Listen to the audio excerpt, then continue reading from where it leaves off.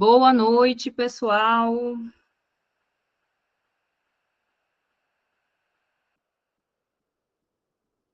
Cadê as câmeras? Boa noite, Boa doutora noite. Fabi. Boa noite, doutor.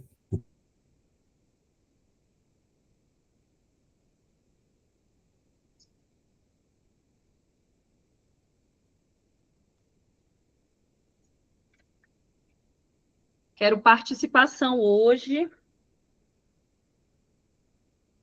Semana passada a gente estava com, né, pelo menos estava com um pouco de pressa, né, que ia ter uma live depois, mas dessa vez vamos degustar o INEP.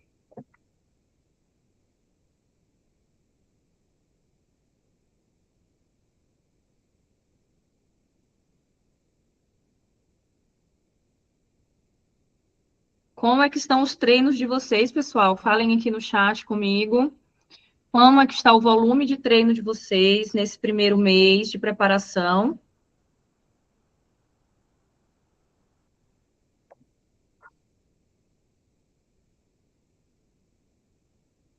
Quantas estações por dia?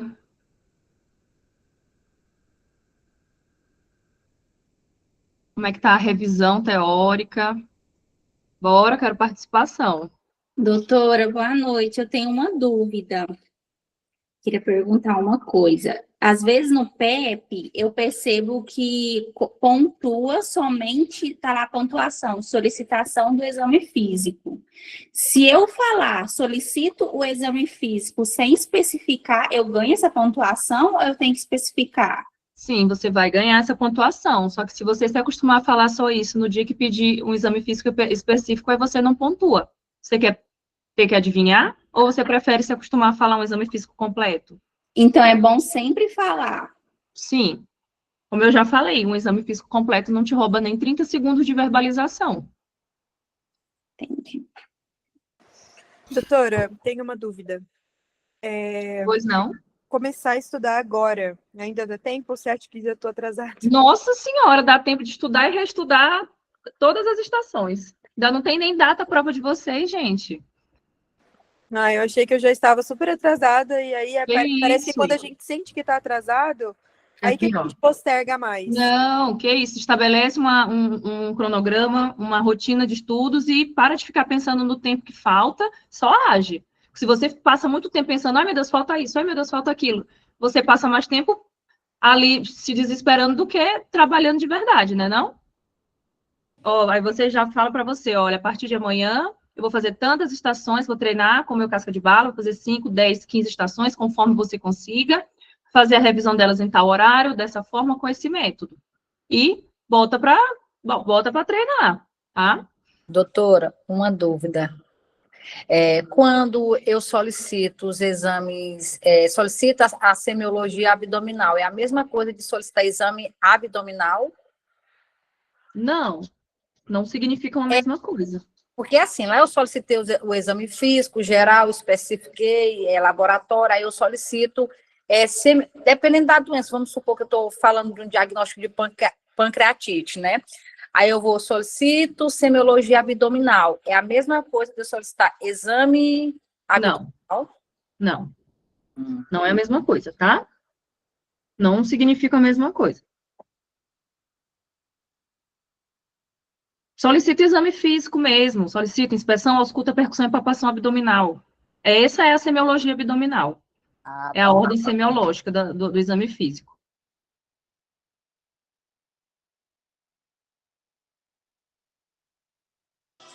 Doutora, eu tenho uma Sim.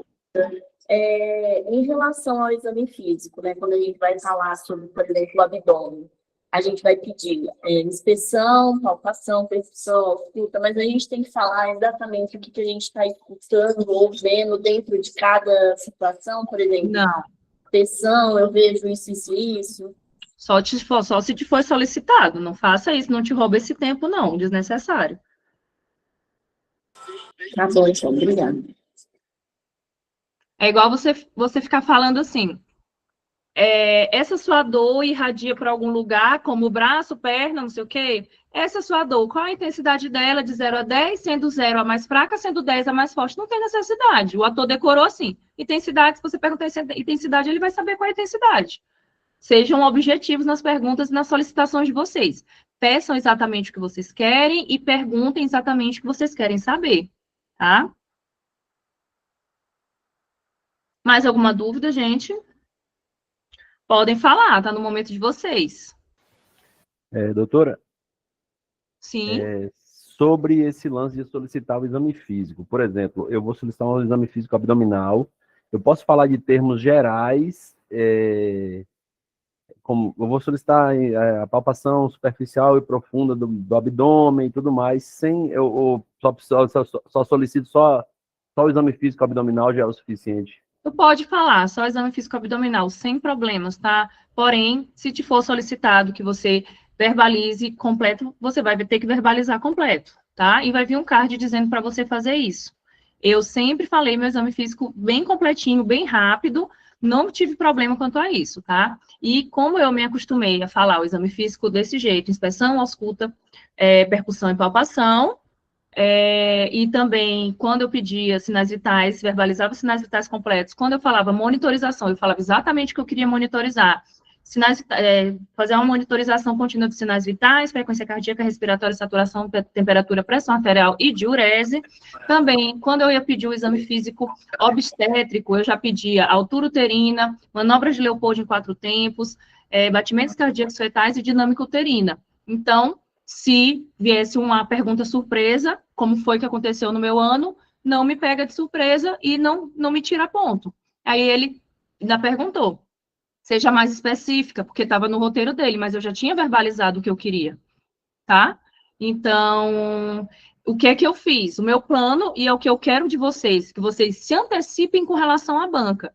Você não tem como adivinhar quando ele vai querer de forma específica, a não ser que seja um exame físico, uma coisa muito importante para a banca ali, né, uma palpação, né, que ele peça para você fazer, aí vai vir um card. Mas vai ter vezes em que você vai precisar verbalizar pelo menos um exame neurológico, algo mais bem detalhado. Então, eu me adaptei a sempre fazer um exame físico um pouco mais generalizado, um pouco mais detalhado, e aí não corria risco de vir um ponto inesperado e eu perder um ponto bobo, seja porque eu sei que sinais vitais quais são? Frequência cardíaca respiratória, saturação, temperatura e pressão arterial.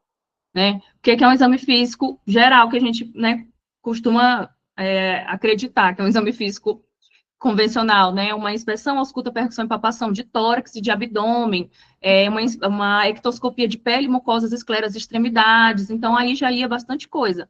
Na criança, o que você sempre tem que fazer? Otoscopia, oroscopia, rinoscopia também. Solicitação de IMC, altura, perímetro cefálico. Então, quanto mais medular tiver um exame físico completo, menos vocês vão ter surpresas se vier alguma coisa diferente. Você nunca conta que o INEP vai ser bonzinho, você sempre conta que ele vai ser ruim, e você vai se sair muito melhor na prova.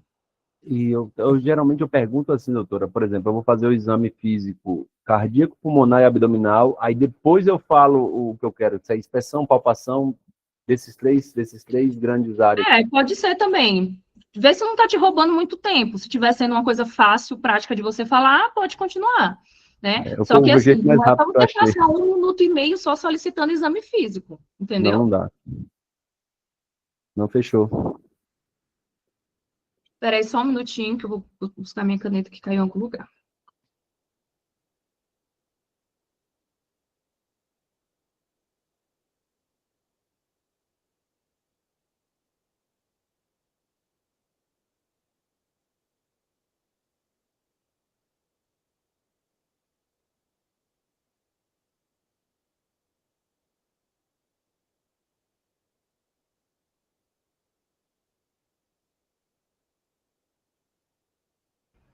Voltei.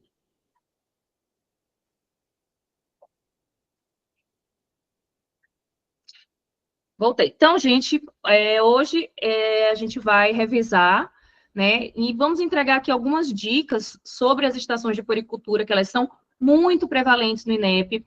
E, às vezes, a puericultura ela não vem sozinha. Ela vem de uma forma que a mãe chega teoricamente, por uma consulta agendada de puericultura, só que no meio o médico acaba descobrindo que tem ali uma queixa, tem uma coisa normal, uma coisa alterada, e isso pode acontecer. No meu ano, nós tivemos 2 estações assim, a estação da fimose, né, tinha lá no nosso card, que era uma consulta normal de puericultura, só que você precisa investir, só que já vinha dizendo, né, que o paciente tinha fimose, que ele tinha, além disso, uma queixa lá. Na estação da criança com hipertensão arterial, né, era uma consulta de rotina, então, às vezes pode ficar um pouco difícil você entender o que a estação quer de você, tá? Mas se prepare que a gente vai conversar aqui sobre isso. O que é interessante, pessoal? É vocês entenderem que a investigação de uma criança, de uma puericultura, ela começa pela vida intrauterina. Quando você está investigando um adulto, o que é que você vai investigar na vida de um adulto? Você não vai perguntar sobre o passado dele, o que é um passado de um adulto, né? Você tem alguma doença crônica? Você já fez alguma cirurgia? Já teve alguma internação? Tem alguma alergia? Esse é o passado do paciente adulto. Numa criança, um bebê, um recém-nascido, ele não tem passado. O passado dele é a vida intrauterina. Então, a sua investigação já começa daí. Eu tenho certeza que vocês foram ensinados isso quando vocês estudaram pediatria, né, na faculdade, só que você demora a entender como levar isso ao pé da letra, né, como investigar isso de verdade. Então, o interessante é que você organize a sua anamnese da puericultura em ordem cronológica.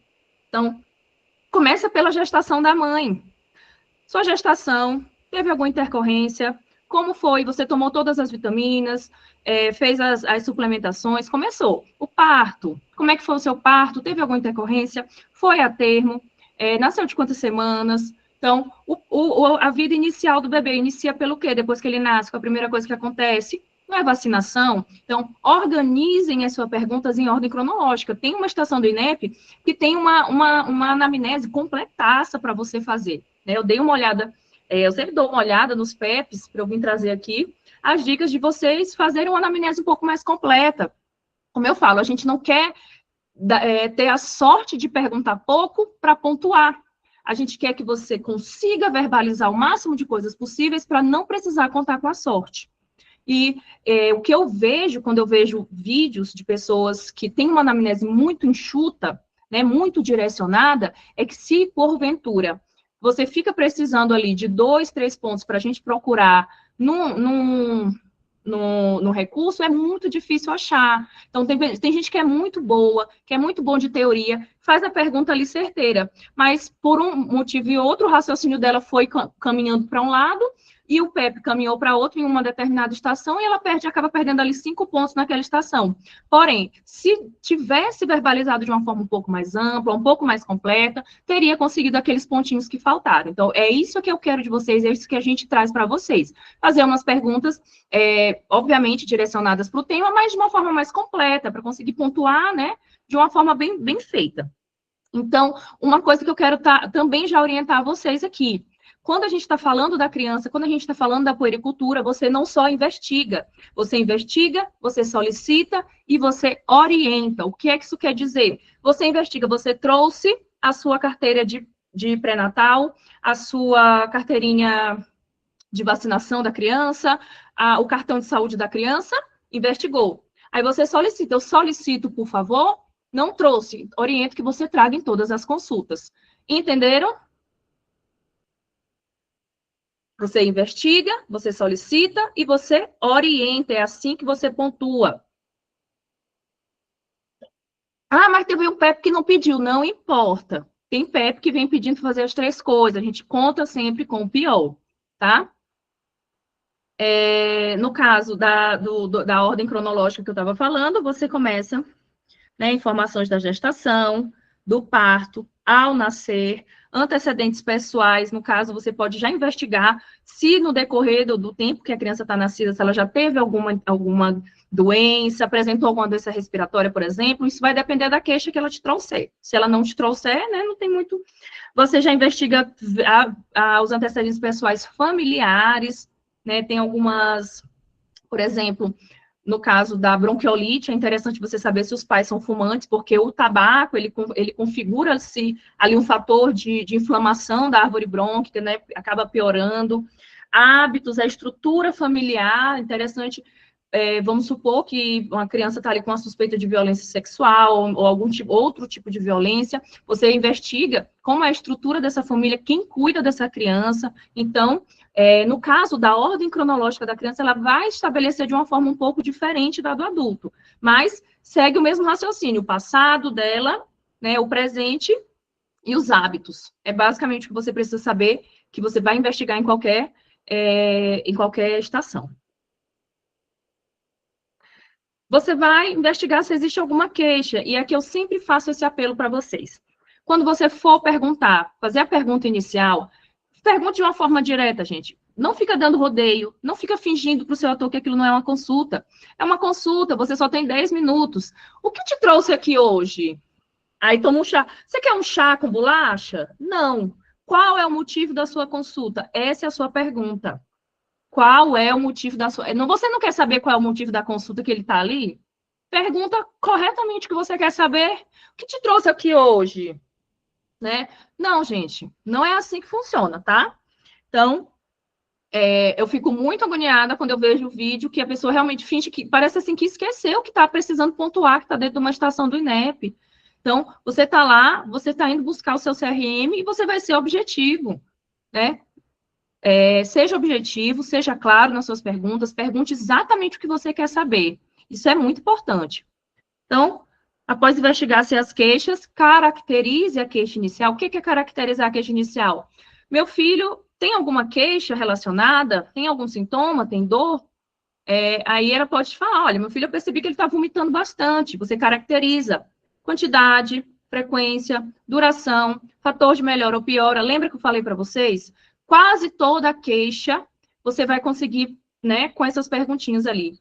Antiguidade, né, quanto tempo iniciou, qual a frequência e a duração que isso ocorre, algum fator de melhora ou piora, a intensidade desses sintomas, se é vômito, em quantas oportunidades, qual o conteúdo, se é diarreia, a mesma coisa, quantos episódios, tem sangue mucopus, se é tosse, frequência, intensidade, fator de melhora ou piora, se acompanha vômito, se tem algum ruído, se é uma dor, né, alícia, fredusa, enfim, né, toda queixa você vai ter que caracterizá-la de uma forma que você consiga entender como é que esse sintoma está acontecendo. Depois disso, pergunta os sintomas acompanhantes. Aí você vem investigar a vida dessa criança, tá? Sobre a mãe, você já teve outras gestações, partos ou abortos, né? Realizou o pré-natal corretamente? Já começa aqui a investigação da vida gestacional dela. Realizou o pré-natal corretamente? Utilizou as medicações e vitaminas adequadas? Teve alguma intercorrência? Investigou? Solicita o seu cartão pré-natal, por favor, para um bebê recém-nascido ou para uma mulher púrpura. Isso aqui é importantíssimo. É importantíssimo, tá? Você pegou ali um bebê que a mãe dele não fez as consultas adequadas do pré-natal. Quantas são as consultas adequadas do pré-natal, pessoal? Quem sabe me dizer, pelo Ministério da Saúde? 6. 9. 6 consultas. Aí a mãe chega para você dizendo que ela fez uma consulta de pré-natal com 36 semanas.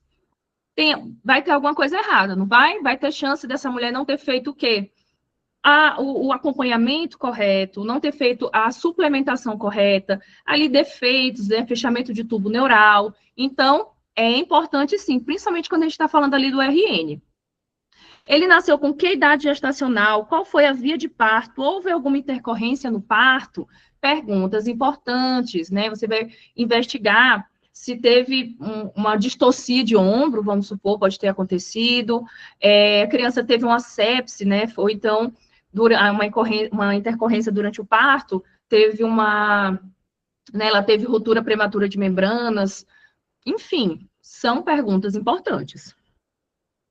Trouxe o cartão de vacinas e a caderneta, aí, ó, realizou todas as vacinas, fez os testes de triagem neonatal, né? E aí você pode citar, não tem problema. Quanto mais específico e objetivo você for, melhor para você. Então, realizou os testes de triagem neonatal, como o teste do pezinho, coraçãozinho, orelhinha, trouxe o cartão de pré-natal da criança, ou trouxe o cartão de vacinas da criança e a caderneta de saúde, solicito, por favor. Então, investigou, você solicitou, e aí se a mãe disser para você que trouxe, aí você vai visualizar o cartão de vacinas. Essa altura, eu acredito que você já tem as vacinas decoradas, tá? Então, não se esqueçam, vacinas ao nascer, vacina de 2 meses, vacina de 3 meses, porque quando você pegar ali a faixa etária da criança, você vai precisar, se ela te entrega um cartão de vacinas incompleto, você precisa bater o olho e saber.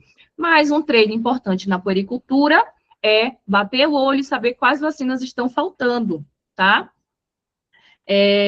Aí, nesse caso, você orienta. Se ela trouxe, você pode deixar ali de lado e terminar a sua investigação para depois olhar um pouquinho com mais calma, ou você pode já olhar. Eu sempre gostei de os documentos que o paciente traz, eu esperar um pouquinho, tentar pontuar com a minha investigação e conseguir olhar eles com um pouco mais de tranquilidade. Então, trouxe um exame, espera só um minutinho, eu vou fazer umas perguntinhas para ele, por que esse exame foi solicitado, ele está sentindo alguma coisa, pipipipopô. Trouxe aqui a caderneta de vacina, o cartão de saúde, só um minutinho que eu vou dar uma olhada, termina a tua investigação, olha com um pouco mais de calma. Aí, tem histórico de doenças pessoais ou familiares, alergias, internações ou cirurgias, toma alguma medicação ou vitaminas, porque, né, a criança mesmo, ela já também tem uma indicação de fazer, né, de tomar o ferro elementar, como profilaxia, né. Como está o sono, a urina, evacuações, ele está em aleitamento materno exclusivo, tá? E aí pode ser que abra, né, você desbloqueia ali um cardzinho, né, que é sobre o aleitamento materno. Cai todo ano na prova do INEP aleitamento materno, então é uma estação fortíssima para aparecer para vocês também. Investiga, né, solicita como é que está a pega, você investiga como é que está a pega, como é que ele está mamando, né, você percebeu alguma alteração, você pode solicitar a pega, já teve uma estação do INEP em que ele te entregava uma foto como é que o bebê mamava, tá? E uma foto, assim, absurda. Depois eu vou mostrar para vocês, eu não sei se está na plataforma, eu não cheguei a ver. Solicita, após isso você corrige e orienta, sempre, né? Mantra da puericultura. Você investiga, você solicita e você orienta. Como está o desenvolvimento neuropsicomotor da criança, que faz parte já do presente, dos hábitos dele, tá? E aqui eu vou chamar a atenção para um adendo, para um alerta, que já tinha acontecido numa prova anterior e voltou a ser pedido nessa prova, na prova agora de 25.1. É que você investigar itens do desenvolvimento neuropsicomotor. Então, ele já tem sorriso social, já rola, senta com apoio, lembre-se da investigação compatível com a idade. Tem umas coisinhas mais grosseiras, você não precisa saber tintim por tintim, mas você precisa saber que uma criança de 9 meses, ela já deve rolar, ela já deve sentar com apoio e ela já deve sustentar a cabeça. Se ela não faz essas coisas, tem uma coisa errada, né? Imagina que você está lidando com uma criança ali de 1 ano que ainda não senta, né? Não senta sem apoio, tem alguma coisa errada. Então, se você souber, pelo menos, a grosso modo, como são os marcos do desenvolvimento do motor grosso, já te ajuda muito. Porque um deles errado a 2 saltos de desenvolvimento, essa criança já tem um atraso, tá? Se estiver atrasado só 1 salto, você só pede para a mãe fazer um estímulo maior. Se estiver atrasado 2 saltos, essa criança realmente tem um atraso, e aí ela deve ser encaminhada para ser observada de perto no atendimento secundário. Possui rede de apoio, trabalha. Calma, gente, calma. A gente ainda está no início da aula, vai ter muita coisa aqui ainda para vocês olharem. Tá?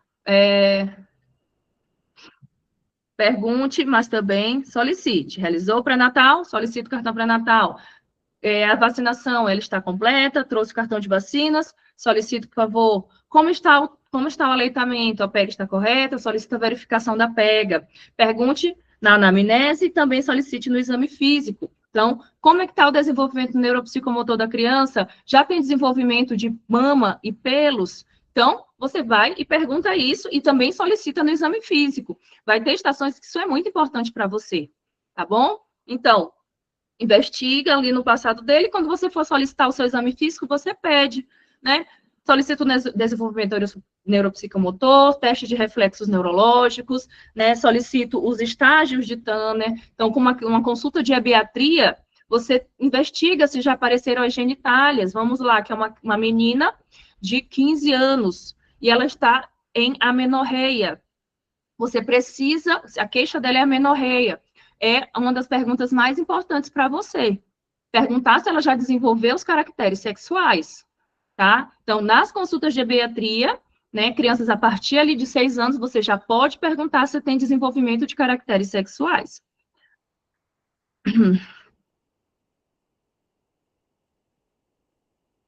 No exame físico.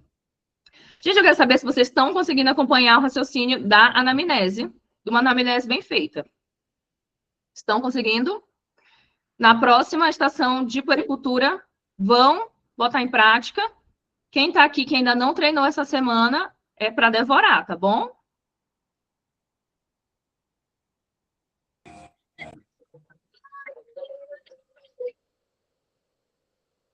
No exame físico, coisas que você vai adicionar, que normalmente não vai ter nos adultos, você adiciona na criança, né? Que é a otoscopia, oroscopia e rinoscopia. Então, se você se adapta com essa verbalização, pode ser que chegue uma estação de uma criança que tem uma queixa. Matheus está com o som ligado. Que ela tem uma queixa que ela só chora, ela está irritada. E aí você, no seu exame físico, você pode acabar descobrindo. É uma criança que ainda não fala, é uma criança que está com febre, está irritada, né? Ela leva ali a mão ao pavilhão auricular. E aí você vai e faz a otoscopia dessa criança e descobre que tem uma bela de uma membrana timpânica abaulada.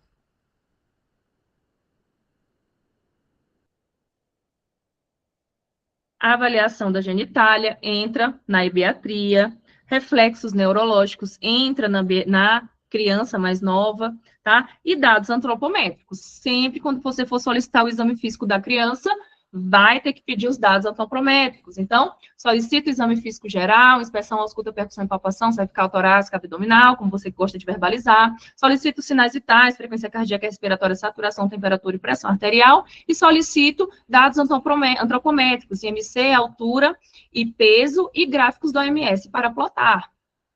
Então, no finalzinho, você sempre lembra de pedir os gráficos do OMS para plotar o peso, altura, IMC e até perímetro cefálico, se for necessário, dessa criança, tá, gente?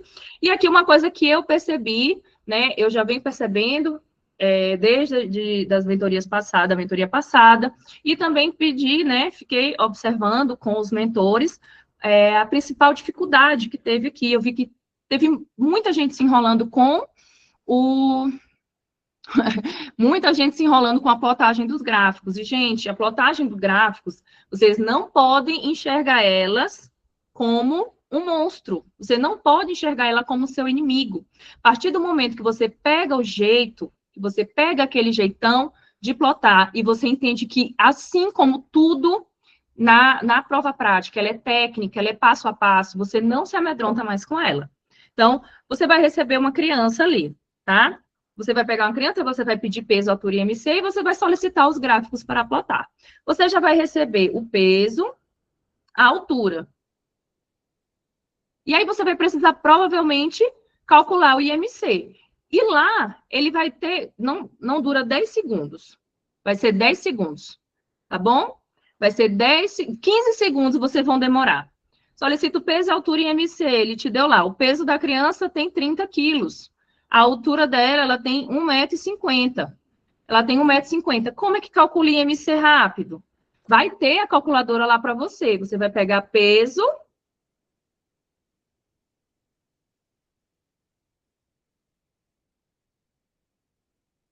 E aí, gente, como é que é a técnica? Tá? Pega o peso, divide por altura, vai dar um resultado, depois divide por altura novamente, em metros, né? Isso. Então, você pega o peso em quilos, 30, divide pela altura, em metros, 1,5, e divide pela altura em metros mais uma vez. E aí, você não precisou calcular nada, elevar nada ao quadrado. Você dividiu 2 vezes, você chegou ao IMC da criança, tá? Peso dividido pela altura mais uma vez, tá? Peso dividido pela altura e pela altura mais uma vez.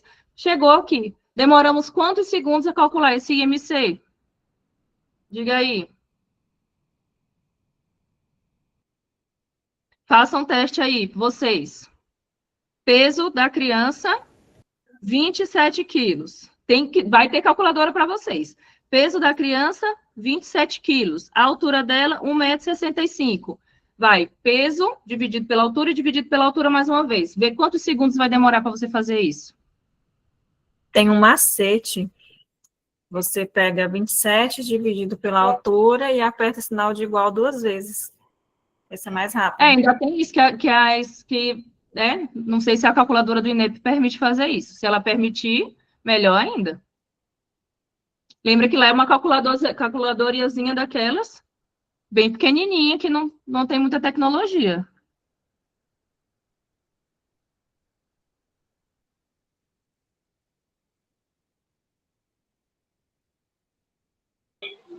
Todas as calculadoras são assim, doutora. Quando você aperta, faz uma operação e aperta o igual, ela repete a operação anterior. A última operação, né? 27 dividido por 1,65, igual dividiu mais uma vez. Melhor ainda. Olha, tá vendo? A gente vive vivendo e aprendendo. Qual é o IMC dessa criança? Diminuiu agora de 10 segundos para 5 segundos. O tempo de vocês que vocês têm para calcular IMC. 9,9. Aí você já sabe que é uma criança que tem 8 anos, que tem essas medidas aqui. O que é que sobra agora para você? Plotar. Agora você está no paraíso. Você só vai precisar plotar. Pegou aquele negócio daquele tamanho na mão, e agora, meu Deus, né? E agora? Vamos para o peso. Vamos para o peso, né? Vamos supor que é um menino de 8 anos. O peso dele, 27 quilos, né?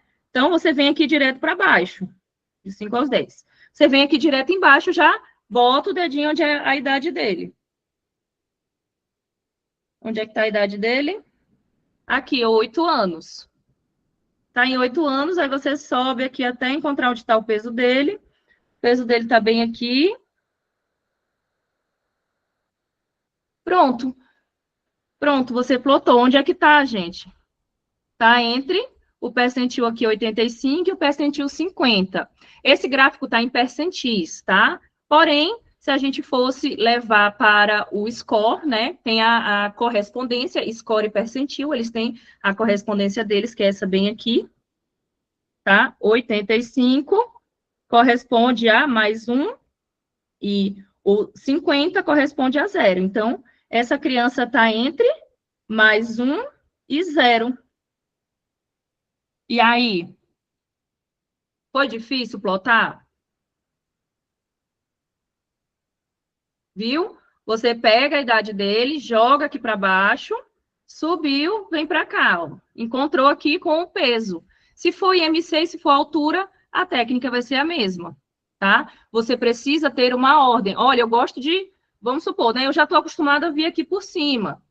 Aí, você vem igual, mas você precisa lembrar que todo o processo que você for fazer no INEP, na prova prática, você já precisa ter treinado e você já precisa ter uma sequência de raciocínio. Então, já tem a sequência de como vai calcular o IMC. Agora, você precisa ter a sequência de como você vai plotar. Plotou, encontrou, agora você vai precisar interpretar, né? Você vai precisar interpretar. Já falei para vocês se acalmarem, que a aula vai seguindo, a gente ainda vai ter coisa aqui, tá? Agora você vai precisar interpretar, tá? Como é que funciona aqui? Gente, particularmente, eu sempre gostei de ensinar e decorar os valores de corte, tá? Os valores de corte, e para evitar que fique entrando muita coisa na cabeça de vocês desnecessária, tá? Então, o que é interessante? Deixa eu pegar um gráfico aqui. O que é interessante? Esse aqui é um gráfico que é Score Z. Score Z, né? O Score Z, ele pode ser uma medida para você verificar o peso, pode ser uma medida para você verificar se a altura está normal, se está dentro de um rango normal, se o IMC está normal. E aí ele tem aqueles valores de normalidade. Então, sempre pensem nesses valores aqui como uma régua, e aí de 0 para baixo, né, vai estar negativo, De 0 para cima vai estar positivo. Aqui o 0 vai estar positivo. Então, sempre quando você pensar em peso e altura, você vai pensar nos valores dela de normalidade, de mais 2 a menos 2. Tudo que estiver de peso e altura para a idade entre mais 2 e menos 2 está normal. Entenderam? É assim que funciona. Não precisa quebrar muita cabeça com isso. Então, na hora que eu plotei essa criança bem aqui, na hora que eu plotei ela bem aqui, entre mais 1 e 0, ela vai estar entre mais 2 e menos 2? Está ou não está entre mais 2 e menos 2? Me diga. Quero que vocês raciocinem. Está adequado. Está super, está maravilhoso. Então, você já interpretou. Você já interpretou. Como é o nome da interpretação que você dá para altura e peso? Como é o nome da interpretação que se dá para altura e peso? Se fala peso adequado para a idade ou altura adequada para a idade. Fabiana, não é eutrófico? Não. Eutrofia se fala para IMC. Esse diagnóstico não se adequa para peso e altura. Se fala peso adequado para idade e altura adequado para idade. Mas não deu adequado, deu para cima ali de mais 2, o peso, né? Como é que eu vou dizer que a criança está obesa? Não. O diagnóstico de obesidade você só encontra com IMC. Com peso e altura, você só diz peso acima do valor adequado para a idade, altura acima do valor adequado para a idade, abaixo, peso baixo para a idade e altura baixa para a idade, né? Ou abaixo do valor normal da idade. Então, esses diagnósticos de peso, de obesidade, sobrepeso, eutrofia, você só encontra com uma única medida. Qual é a medida que vai te dar isso? O IMC. Estão acompanhando meu raciocínio? Chegou, plotou, ó, calculamos aqui, plotamos e já interpretamos. Já interpretamos. Então, já sabemos dar um diagnóstico aqui. O peso e a altura estão adequados para a idade. Vamos plotar isso. Agora, a gente vai para o IMC. Lembra? A gente chegou aqui, calculou IMC, mesma coisa. Quando a gente está falando de peso e altura, não tem recorte entre 5 e mais de 5 anos. É só com o IMC que isso funciona. O IMC, ele é o mais diferentão de todos. Tá, gente? No IMC, algumas coisas podem mudar.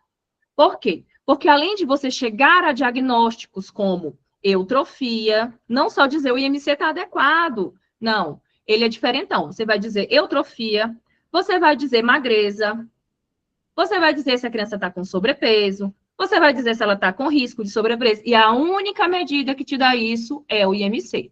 Nenhuma outra vai te dar isso, tá?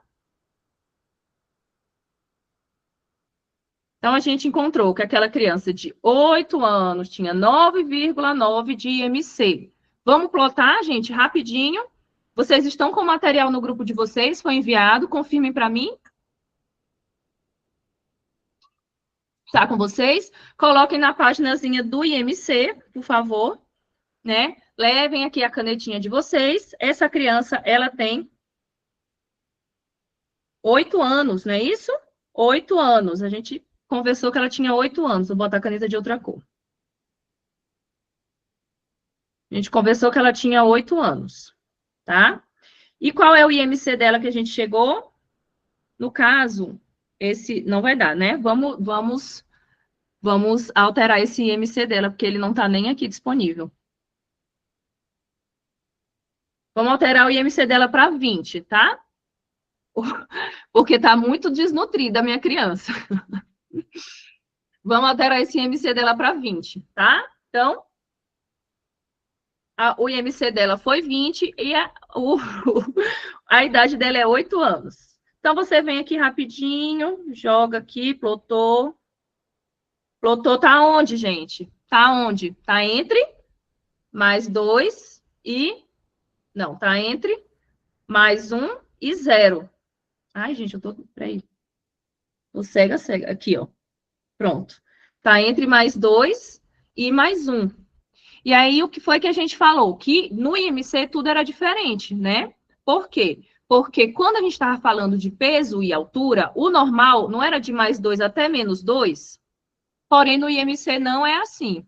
No IMC, o normal vem de mais 1 a menos 2. Então, pode sim, né? Na verdade, você não pode riscar, mas você pode ficar usando a caneta que tem lá para ir se localizando, tá? Pode usar o dedo, pode botar o dedo, não pode arriscar, porque o card, ele é coisado. Ele fica com papel coisa por cima. Você não consegue riscar, é o mesmo card para todo mundo. Mas você não vai riscar, você vai utilizar ali a caneta para se localizar. Tem umas disponíveis ele é plastificado isso, você tem umas disponíveis na mesa.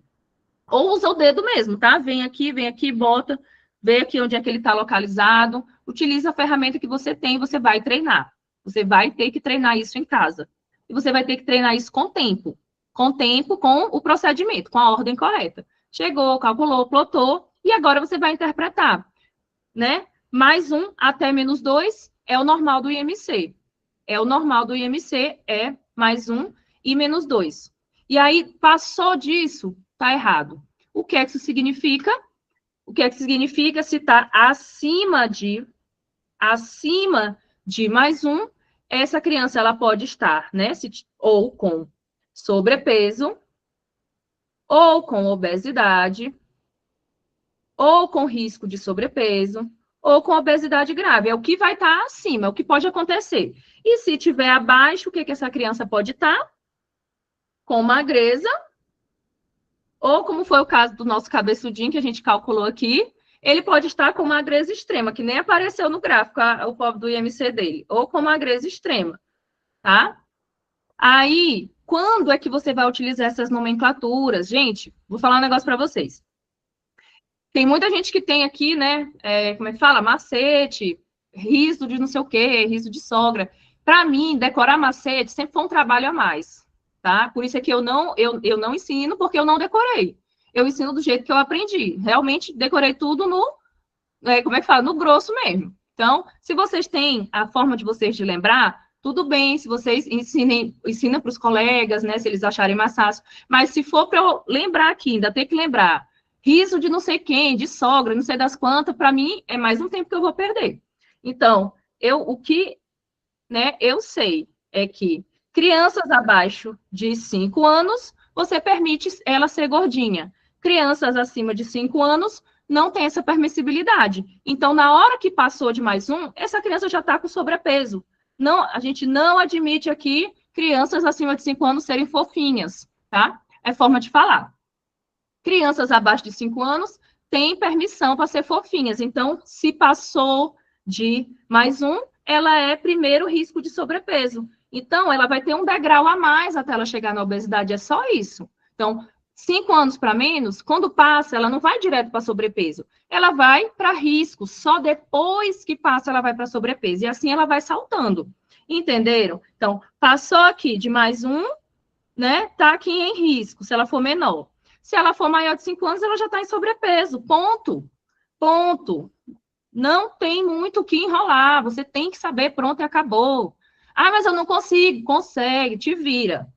Passou mais um aqui. Ela tem menos de 5 anos, ela estava com risco antes, na próxima ela vai estar com o quê? Ela já vai estar com sobrepeso. Se passou aqui, a criança tem mais de 5 anos, de sobrepeso já vai direto para quê? Para obesidade. É isso que acontece. É isso que acontece. Agora, se você tem outras mnemotécnicas, aí você utiliza, tá bom? Mas você precisa saber que lá na hora, você vai ter que pensar muito rápido na hora de fazer a sua plotagem e de fazer a sua interpretação. Plotou, interpretou, pronto e acabou. E aí você vai, provavelmente, pode ser que você precise dar 3 diagnósticos. Nas provas do INEP, já caíram na teórica, você dá os 3 diagnósticos. O diagnóstico da altura, o diagnóstico do peso e o diagnóstico do IMC, que não são iguais. Quando for peso, pode ser que o peso esteja adequado no rango para a idade, o IMC da criança esteja alterado, porque o IMC indica, né, vai depender também da altura. Né? Aí a criança é um pouquinho mais baixa, para a idade, o peso está normal. Mas, como a criança é um pouco mais baixinha, ela pode dar um risco de sobrepeso. Entenderam? Por isso é que são 3 diagnósticos diferentes. Quero saber se está claro aqui.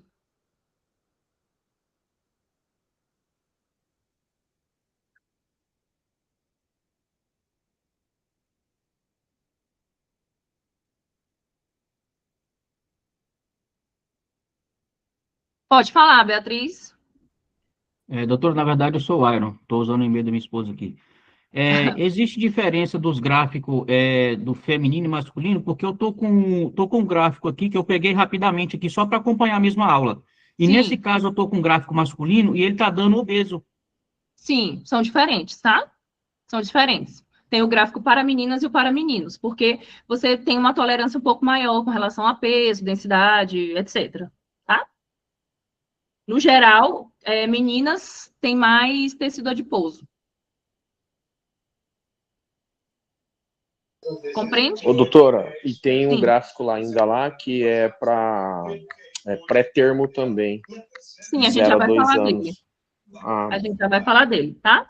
Então, gente, ao perceber que será necessário plotar os dados, identifique quais foram entregues para você, tente fazer uma rápida memorização dele, para você não ficar toda hora voltando ali no card, né? Aí eu botei um exemplo aqui, uma criança de 10 anos com 75 centímetros, de 10 mil gramas, né? De 10 quilos, com 75 centímetros, né? Você tenta decorar rapidinho, tá? Você tenta ali decorar rapidinho o que foi dado, fica memorizando, né, na sua cabeça. Então, criança de 10 quilos, 75 centímetros. 10 quilos, 75 centímetros. 75 centímetros, você sempre, quando a altura for dada em centímetros, você vai tentar transformar ela na sua cabeça para metros, tá? Porque todo o cálculo de MC, ele é feito com altura em metros, tá bom? Então, 75 centímetros é igual a quantos metros? 0,75, tá? Se te der em centímetros, você joga para metros. Né, eu vou ter aqui um exemplo que vocês vão dar depois uma lida, mas é igual a gente já falou ali, a gente já falou anteriormente. Aí você interpreta, e eu vou pedir que quando vocês coloquem lá no gráfico, vocês sejam bem específicos, digam em qual scores ele está, entre quais ele está, tá bom? Ou falem acima de tal, né, de tal score, e aí você fala. Para IMC, você utiliza os diagnósticos, magreza, sobrepeso, obesidade, eutrofia, para altura e peso, sim, porém eles te dariam um gráfico específico, tá? Eles te dariam um gráfico específico, e pode ser que caia na prova de vocês, que é um temaço, tá? A gente já caiu o síndrome de Down. Pode ser que caia para vocês plotarem o Down, a criança com síndrome de Down na prova de vocês.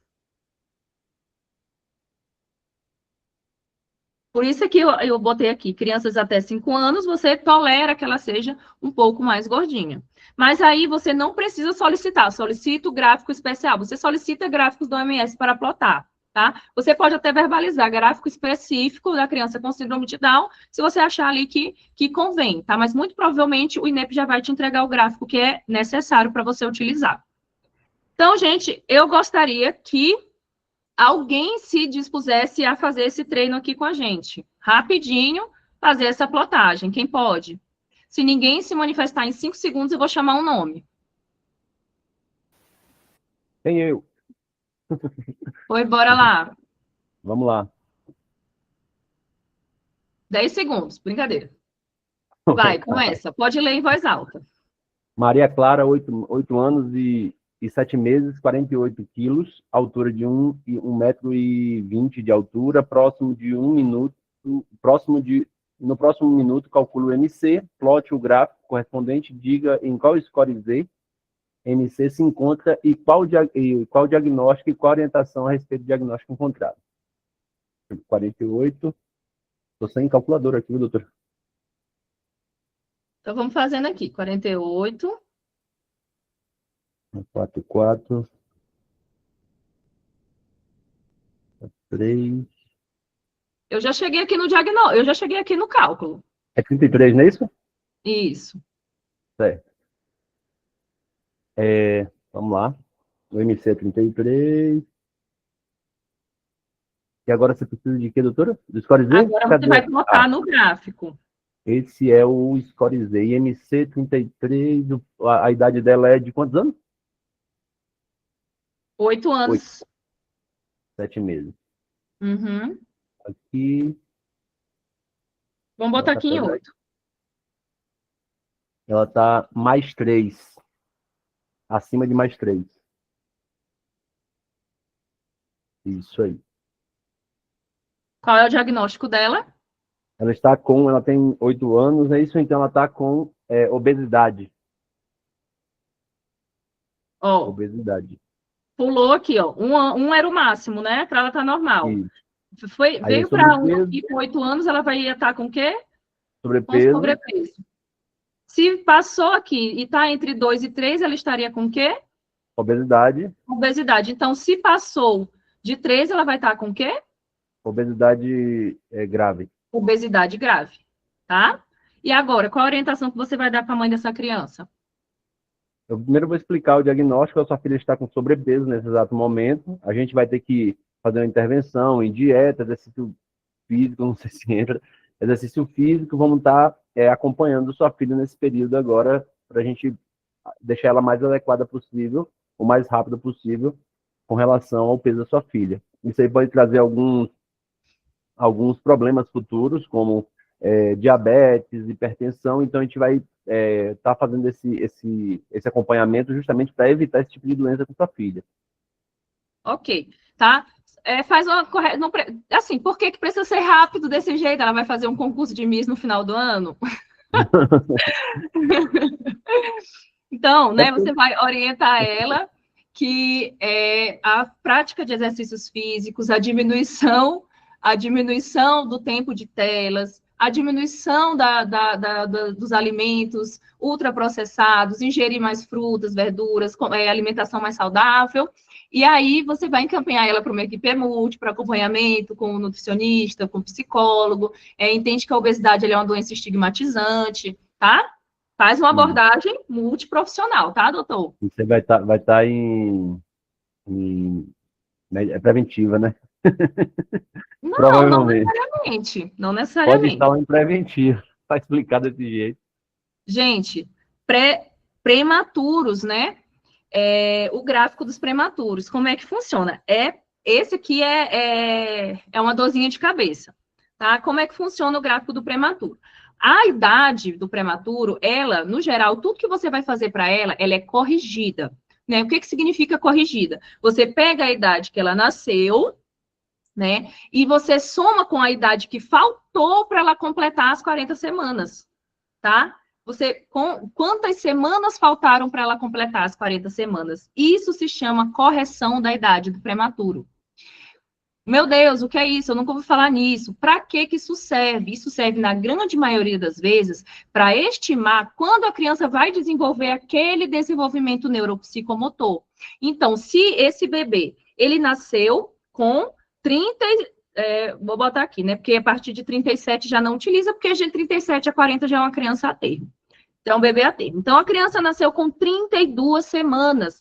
Quantas semanas faltam para ela atingir 40 semanas, doutor Tiago, ou qualquer outro doutor que queira se manifestar? 8 semanas. 8 semanas, né? Faltam 8 semanas.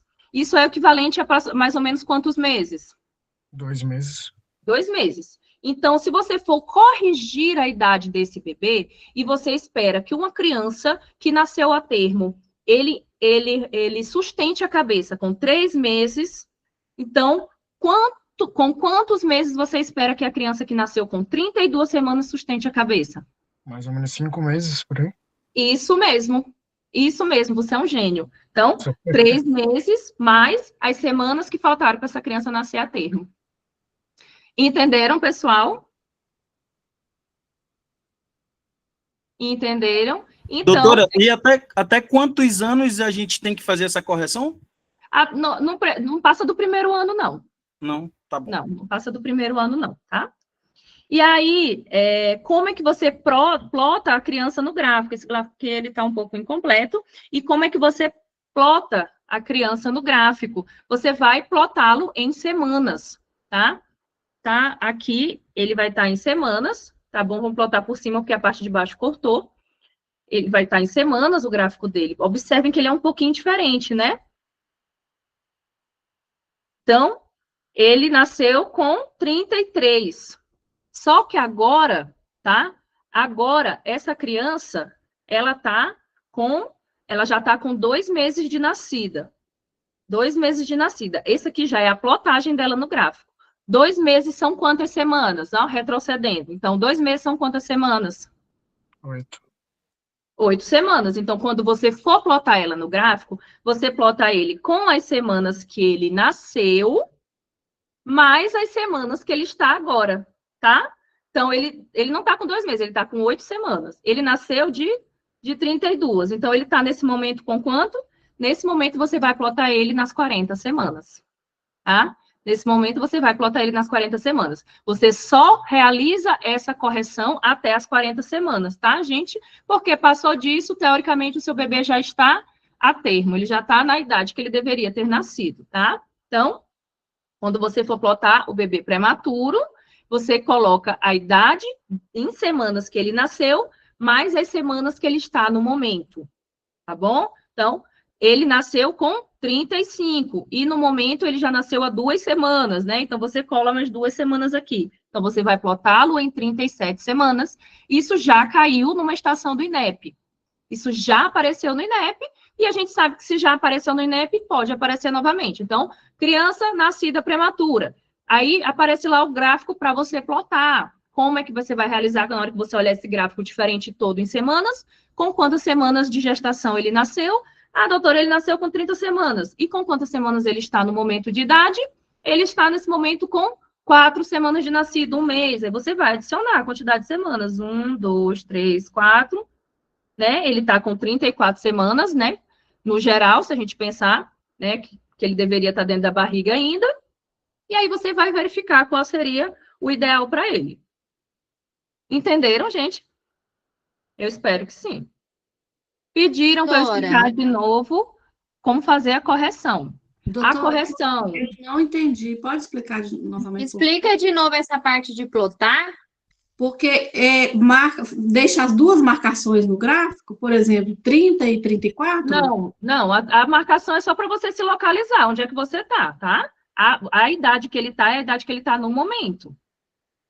Entendeu? Então, ele nasceu de 32, você vai utilizar 30, ele nasceu de 32, você vai utilizar 32 só para somar quantas semanas ele está agora fora da barriga, que eram as semanas que ele devia estar dentro da barriga ainda. Doutora, então, ele não devia ter nascido com 40 semanas, não é o certo ele ter nascido com 40 semanas. Então, se entre 32 e entre 40 semanas ele já está fora, a gente calcula como se ele ainda estivesse dentro da barriga. Então, ele nasceu com 32. O certo seria ele ter nascido bem aqui com 40. Aí ele está já com essa quantidade de semanas que ele nasceu aqui, né? Juntando tudo dá 37, que é a semana que ele está fora da barriga, mais as semanas que ele nasceu. Essa é a idade que você vai plotar essa criança no gráfico. A idade que ele nasceu, gestacional, semanas, mais a quantidade de semanas que ele está fora da barriga. Isso é utilizado para crianças prematuras, para plotar elas até 40 semanas. Doutora, naquele primeiro exemplo que você deu, de 32 semanas, faltavam 8 semanas para completar 40, certo? Sim. E seria referente a 2 meses. Sim. Vamos supor que a idade para sustentar a cabeça seria com 3 meses. Então, nesse caso, desse exemplo que você deu, esse prematuro, então, ele tinha que sustentar a cabeça com 5 meses? Seria isso? Você espera que ele, corrigindo a idade dele, que ele vá fazer aquele desenvolvimento com mais 8 semanas, que é a quantidade de semanas que faltaria para ele completar, para ele nascer certinho lá, né? Com 40 semanas. Ficaria, então, 5 meses, né? Seria 2 meses mais 3, seria? É como se você ignorasse o tempo que a criança passou fora da barriga antes das 40 semanas. Tá. É como se ela ainda estivesse se desenvolvendo e ela só nascesse de verdade a partir das 40 semanas, mesmo ela já estando fora. Quero ver se vocês entenderam. O ponto é sempre 40 semanas. Doutora, obrigada. Isso serve para todo o neurodesenvolvimento dele? Por exemplo, quando ele vai rolar, também a gente tem que pegar essa quantidade de semanas e fazer a previsão, então. Isso. Todo o desenvolvimento neuropsicomotor dele é com a idade corrigida. Ah, tá. Obrigado. Tá? Porque depois que ele nasceu a pré-termo, ele ainda continua desenvolvendo as coisas que ele estaria desenvolvendo dentro da barriga.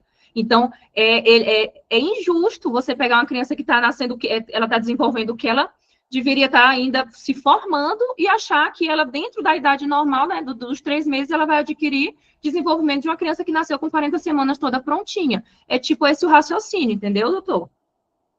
Doutora, se cai numa estação, a gente diz Já para... caiu. Não, eu digo plotar, mas vamos supor que peça para a gente dar essa informação à mãe. A gente diz que a criança é normal, né? Vai dizer que está com a normal, a gente vai só corrigir a idade. Seria assim? Como assim? Não entendi. Tipo, exatamente, se era para ela sustentar a cabeça com 6 meses, um exemplo, né? E aí ela ainda não está, e a gente tem que explicar à mãe... Está dentro do adequado. Você fala, está dentro do adequado para a idade dele. Você vai verbalizar. No tá? gráfico eu corrijo em semanas e no desenvolvimento eu corrijo em meses, né? Sim, doutor? Pode ser, tá? Tem que ver o que é que o PEP pode pedir para vocês.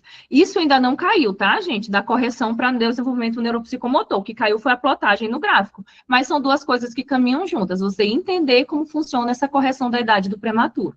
É como se você anulasse, né, o tempinho que ele passou fora da barriga até completar 40 semanas e entendesse que ele só vai estar pronto a partir das 40 semanas, mesmo que ele já esteja fora da barriga. Quem vai treinar aqui com a gente, rapidinho? Ou é muito difícil para treinar? Bora lá, Leandro. Posso tentar, doutora. Vamos, aceite o desafio. Vamos lá. Aqui temos um exemplo. Nascimento com 32 semanas de idade gestacional, está com 1 mês e 1 semana de nascido. Isso dá quantas semanas? Ele está com 32 semanas de idade gestacional. Está com 1 mês e 1 semana de nascido. Então, está com 5 semanas, né? Uhum. A ser buscada no gráfico. 5 mais dos 37 semanas. Esse gráfico só deve ser utilizado até 40 semanas, que seria a idade do seu nascimento. Vamos lá. José nasceu com 28 semanas, está atualmente com 1 mês. Peso, 2.500 gramas. Comprimento, 50 centímetros. No próximo minuto, você deve localizar no gráfico qual score de peso José se encontra e dar o diagnóstico. Bora lá, o passo a passo. Primeiro, você vai chegar aonde? Onde você vai fazer a primeira plotagem? Vamos saber quantas semanas. Uhum. Quanto ele tá? É 28, doutora? Isso. 28. Mais? E 28... Mais 4, 32. Desculpa. 28 e 1... Ah, me atrapalhei. 28 e 1 mês, doutor? Isso. 1 mês tem quantas semanas? 4 semanas. Isso, então 28 mais 4. 32. Isso. Plotou a idade. Agora você vem correndo para achar o quê? Agora vamos achar o... Quanto era o peso dele? 2.500 gramas. Uhum. 2 quilos. Vou botar outro peso aqui, porque vai ficar muito difícil, tá? Vou botar aqui. Vou botar 8 quilos. Só para plotar mesmo. Sim. Aí você vem aqui, né? Achou coisa, aí você vem Vai descendo. acima do zero um pouco, né? Acima do zero, né, doutor? Isso. Qual o diagnóstico do peso? Tá mais 1, né? Está dentro do mais 1. Está com o peso adequado. Não, ele tá aqui, ó. Ele tá bem fora. Ah, tá. Não. Ah, tá, Entendeu? Eu entendi agora. A gente se complica para plotar, tá, gente? Totalmente diferente do outro, né? Essas curvas, elas são para isso, justamente. Ele está aqui totalmente dentro do 3, tá? Totalmente dentro do 3. Se ele tivesse aqui, ó, se ele tivesse aqui, ele estaria em 1, ele estaria em 2. Se ele tivesse aqui, ele estaria em 1. Entendeu? Entendi, doutor. Só que eu estou perguntando diagnóstico de peso, não de IMC. E vocês não podem escorregar nessa casca de banana. Qual é o diagnóstico que a gente dá para peso? Peso elevado para a idade elevado para a idade. Elevado. Peso elevado para a idade, tá bom? Diagnóstico de peso, peso adequado, peso, né, elevado, e diagnóstico de IMC, você encontraria se a criança tem obesidade ou obesidade grave.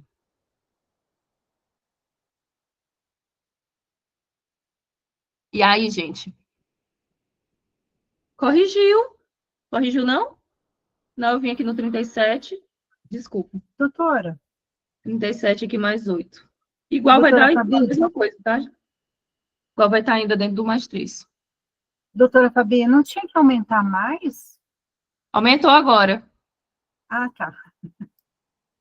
Eu que puxei errado lá da idade. Igual ele estaria aqui no 3. Tá?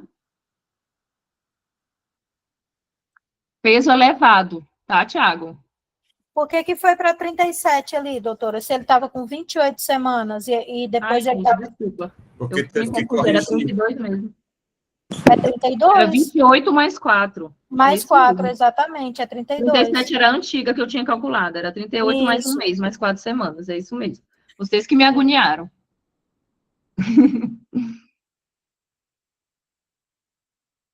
É isso mesmo, tá? Continua aqui.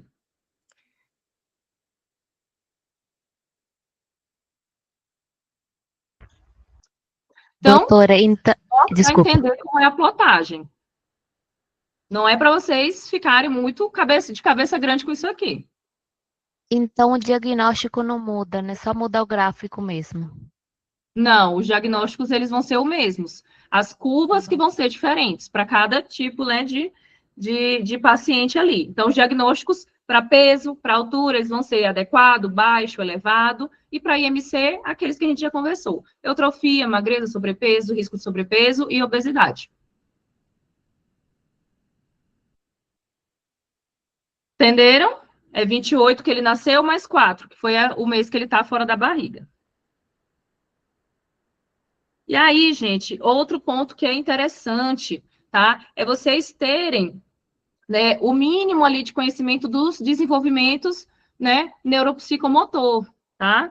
Ter ali saber o básico, tá? Então, criança... Doutora, só um detalhe aqui, eu fiz o cálculo do IMC e eu apertei 2 vezes igual, apertei 3 vezes igual, 4 vezes, e ele não alterou. Então, às vezes, pode ser em calculadoras diferentes que ele não vai, eu fiz pelo meu celular aqui, sabe? Pode ser, tá? Mas, só para ficar pode alerta ser. aí. Então, você presta atenção, tá? Igual a formulazinha que a gente falou, divide pela altura mais uma vez, sempre vai funcionar em qualquer calculadora.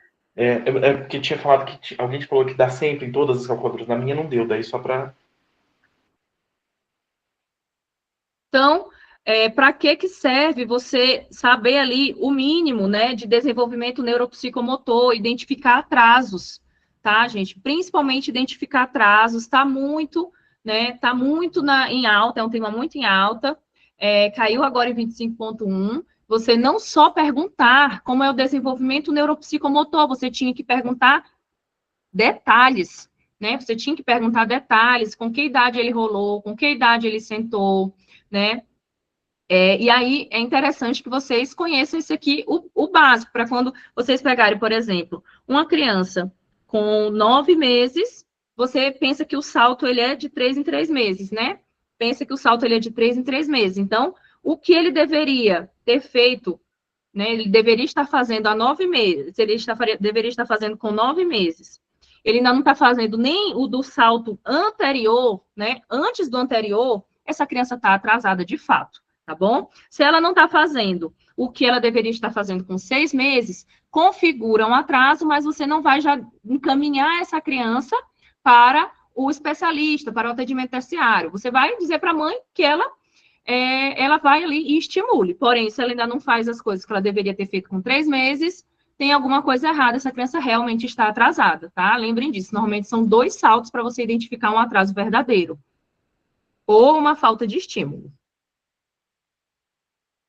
Gente, interpretação de ebiatria, tá? Eu vi que muitas dúvidas quanto a isso. A primeira coisa, quando você chegar com uma criança com uma queixa de que ela tem uma altura né, diferente das outras crianças, qual é a primeira coisa que você vai precisar investigar dessa criança? E aí, qual é uma coisa que vai ser decisiva para vocês? Saber qual é a etiologia dessa baixa estatura? A família. A família, na investigação, você vai perguntar qual é a altura, né, dos pais, tá bom? A altura dos pais, pode ser que venha uma estação disso, porque caiu na prova de vocês agora. O alvo genético apareceu na prova de vocês, então é tema quente para vocês. Tudo que apareceu na prova teórica de vocês é para ser estudado e dominado, porque pode aparecer na prova prática, tá bom? Então, como é que faz o cálculo para meninas? Somos 2 menos 13. No caso de meninos, você vai somar os 2 mais 13 e dividir por 2. E aí você vai encontrar a altura-alvo, tá bom? Aí, pode ser que o CARD já te entregue. Eu não duvido. Já vi com o CARD da altura-alvo. Altura-alvo, lá, bem parecida, né, com a altura que a criança está. E aí você vê que ela está realmente que ela é baixinha porque os pais são baixinhos. Então, qual é o diagnóstico que você vai dar? Você vai dar que essa criança tem baixa estatura familiar. Entenderam? Caiu na prova agora. O alvo genético da altura dos pais era baixo. Então, a criança baixinha estava de acordo com o que a genética dela permitia. Não dá para você esperar que a criança vai ficar alta, vai ficar ali, né? Se o pai e a mãe têm cada um 1,52 m. Entenderam, gente, como é que calcula? Menina, tira 13, menino, soma 13. E aí você vai somar os 2 e dividir por 12, por 2. Somar os 2 e dividir por 2, tá? E aí existem, dentro das baixas estaturas, não é a mesma coisa, é isso que eu vou falar agora. Dentro da baixa estatura, gente, você tem 2 prováveis diagnósticos. Tiaguinho, você não é baixinho, não, meu filho. Você é um Murphy. É um Minion. Minha família é assim, eu sempre fui para o endocrinologista para fazer até aquela radiografia do punho, para ver e tal. Bem legal, tá? Um exemplo vivo aqui das estações de puericultura. O endócrino perguntou à minha mãe se o marido é alto. Não, você não está esperando o quê? Que o seu filho seja jogador de basquete? Impossível. Mas tem médico ignorante também, né? Eu lembro disso. Desculpa, doutor. Mas dá para usar GH mesmo assim, tá? Mesmo que seja um baixo crescimento esperado. Tem médico que é ignorante mesmo, não tem o que fazer, não. Tá, gente? E aqui, né? Trembolona, dentro dos atrasos das baixas estaturas, você tem 2 diagnósticos que eles não são considerados patológicos. Um deles é a baixa estatura, o atraso constitucional, e o outro é a baixa estatura familiar. E como você vai diferenciar isso? Porque atraso constitucional, gente, ele configura um atraso, realmente a criança está atrasada, porém, ela vai alcançar as demais. Primeiro ponto que você deve saber, quanto a criança cresceu no último ano, tá? Quanto a criança cresceu no último ano. Então, se a criança cresceu 5 centímetros no último ano, ela tem um crescimento fisiológico. Por mais que ela esteja baixa, a curva dela está normal de crescimento, tá? Então, uma informação importante, quanto cresceu no último ano? Né? Se ele te der que em 6 meses cresceu 2,5 centímetros, dá a mesma coisa, tá? Não briguem com a questão. Não briguem com o INEP. Então, no último ano cresceu 5 centímetros, eu já sei que é uma baixa estatura fisiológica, eu só preciso saber se a causa dela é um atraso constitucional ou se é um atraso, se é uma baixa estatura familiar. Encontrando a altura-alvo ou o PEP, né, te dando a altura-alvo, sim, o PEP te dando a altura-alvo, você já consegue saber que a altura-alvo realmente vai ser baixinha, então é uma baixa estatura familiar. Porém, quando você fizer a sua anamnese, investigar como é a alimentação da criança, investigue como é a alimentação, se teve, como é que foi o pré-natal dessa mulher, se essa mulher tomou as medicações corretas, se ela utilizou as vitaminas que ela deveria utilizar, se a criança está se alimentando, se ela está utilizando suplementação adequada, e aí Investiga o que mais, gente? Estádio de Turner. Por quê? Porque quando a gente estiver falando de atraso constitucional, é uma criança que ela está atrasada não só no tamanho, ela vai estar atrasada também no caractere sexual, na puberdade, e ela também vai ter um atraso da radiografia de punho. E aqui é o ponto que eu queria trazer para vocês. Não esqueçam, em estações de baixa estatura, sono, investiga os hábitos da criança no geral, tá? Hábitos fisiológicos, né? Qualquer coisa que possa vir ali a interferir no crescimento dela adequado. Então, você vai solicitar, após o seu exame físico, você pede também uma radiografia. Como é que você vai pedir? Solicita uma radiografia de mão e punho esquerdo, mais especificamente, uma radiografia de punho esquerdo, tá? Essa radiografia é que entrega qual é a idade óssea da criança, tá? Então, a idade óssea maior, igual à cronológica, você pensa em baixa estatura familiar. Uma idade óssea inferior à idade cronológica, a criança tem 7 anos. A idade óssea dela está com 5 anos, aí tem uma coisa errada, né? Você vai verificar se a família dele tem uma estatura adequada, a estatura da família é adequada. Porém, essa criança está toda atrasada. Essa criança tem que tipo de baixa estatura? Kátia, quem que pode me dizer? Antônio Helves. Constitucional. Criança tem atraso constitucional, tem atraso de todo o eixo, tá bom? Do todo o eixo hipotalâmico. Ela vai estar atrasada na puberdade, ela vai estar atrasada na idade óssea, porém, a curva de crescimento dela vai se manter normal, tá bom? Até 1 ano a menos é normal, tá? 1 ano a menos é normal, desde que a altura familiar seja investigada, tá, Thiago? Se a altura familiar for para ser alta e ainda assim ele tiver com esse atraso, você pensa no atraso constitucional. Com atraso de puberdade, de idade óssea, você pensa no constitucional. A primeira de todas que vai mandar, gente, é a altura-alvo genética dele. É a primeira coisa que vai mandar. Aí você faz essa investigação, e aí no exame físico você solicita essa radiografia de punho, e aí você já vai ter uma resposta. Então, recapitulando, primeira coisa que você vai saber, se a altura-alvo da família é adequada, se a altura-alvo deles é baixinho, se eles são altos. Depois você vai investigar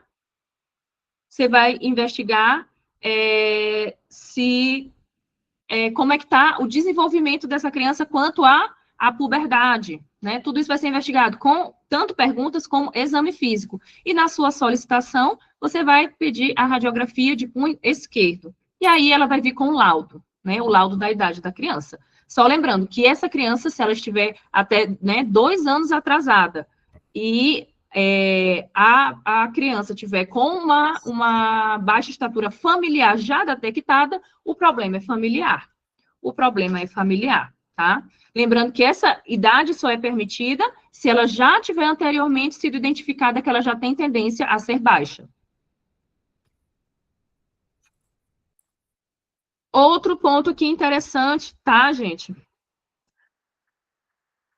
Outro ponto aqui interessante, tá? É vocês, na hora que meio que baterem o olho nos estádios de Turner, já pensaram o que está normal ou não, tá? Pode ser que no caso clínico venha dizendo para vocês só M2, venha dizendo só M1, venha dizendo só M3, ou venha a foto da mama, tá? Vocês têm que lembrar que os estádios de Turner, eles sempre iniciam por 1, né? Não tem 0. Mama 0, que ela, né, a meninazinha que não botou nem o brotinho do peito, é 1, não é 0, tá? E a mesma coisa vai ser ali com os pelos. Não tem nadinha, é 1. E aí vai aumentando até a idade adulta, que seria 5. Então, com quantos anos, mais ou menos, uma criança, uma menina, ela começa a ter o peito? Né? Aproximadamente 9 anos, que é a primeira coisa que acontece com ela, tá? A primeira coisa é o broto mamário. Então, se você pega uma criança de 9 anos, você sabe que inicia no M1 e termina no M5, e você vê que você pega uma criança de 9 anos e você vê que a mama dela te entregaram uma mama M5, você acha que está normal? E aí? Não. De forma nenhuma. Você já vai ver que essa criança está com uma puberdade o quê? Provavelmente uma puberdade precoce, tá? provavelmente uma puberdade precoce, né? Então, uma criança, por exemplo, de 6 anos, que está com M2, né? M2, ou seja, uma criança com 6 anos, ela já tem o broto mamário. É normal nessa idade uma criança já ter broto mamário? Não. Não, ela provavelmente está com puberdade precoce. Se preparem que pode ser uma coisa possível para vocês, tá bom? Então, você precisa ter esse olhar clínico. Com 9 anos, ela devia estar entre M1 e M2. Se está mais do que isso, está precoce. A mesma coisa acontece se você pegar uma menina de 17 anos, que ela tem M1. Tá normal, gente? Não. Tá normal?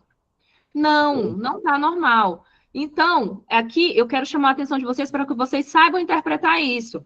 Quando chegar uma menina que ela chega com uma queixa de que ela também pode vir na radiografia de punho, tá? Pode vir uma idade aumentada.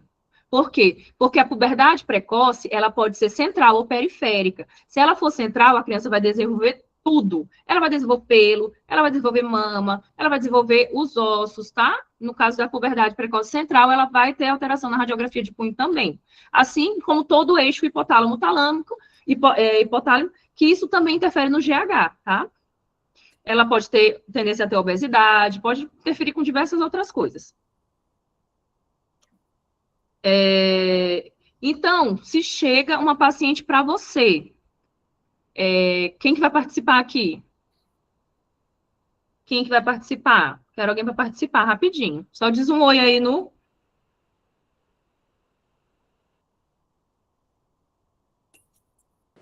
Eu posso ir. Quer dizer, tentar, né? Então, bora, Kátia. Então, Kátia, eu cheguei aqui, eu quero me consultar com você. A minha queixa é que eu estou com 16 anos e nunca menstruei. Qual é o que você vai investigar primeiro? Ah, sim. Bom, ele vai ver se tem...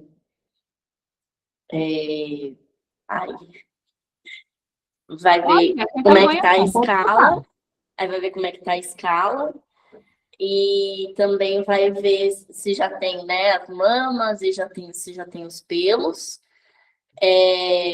Aí, dependendo, parte para os hormônios. Tá, então eu vou já te dar uma resposta. Eu tô com 16 anos, nunca menstruei, e eu tenho M1 e P1.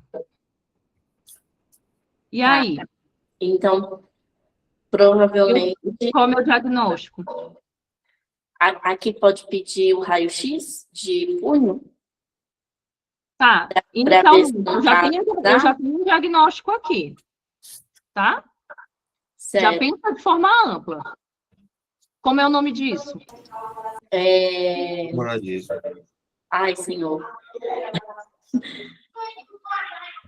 É uma amenorreia, tá? A amenorreia primária? É uma amenorreia fisiológica, ele é uma amenorreia primária, ele é uma amenorreia secundária. Até que idade você espera que uma menina que não tem ainda caracteres sexuais não tenha menstruação? Até os 16. Ou até os 13. Acho que até os 16 mesmo.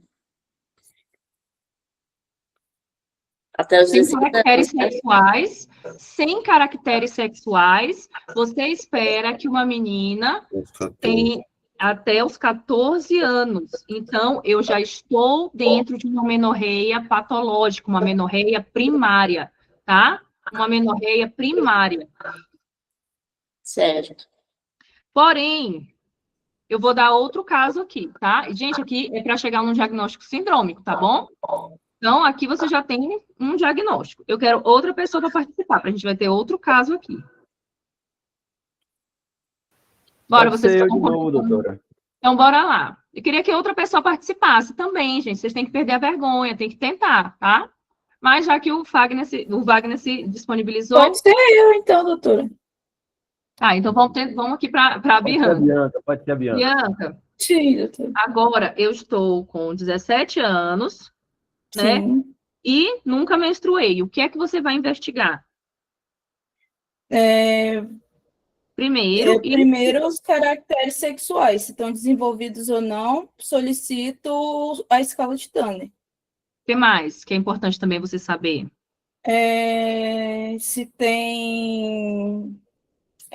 também fazer o exame, não sei se pode, mas Primeira solicito também... investigação, perguntinhas que você vai fazer ali para aquela paciente.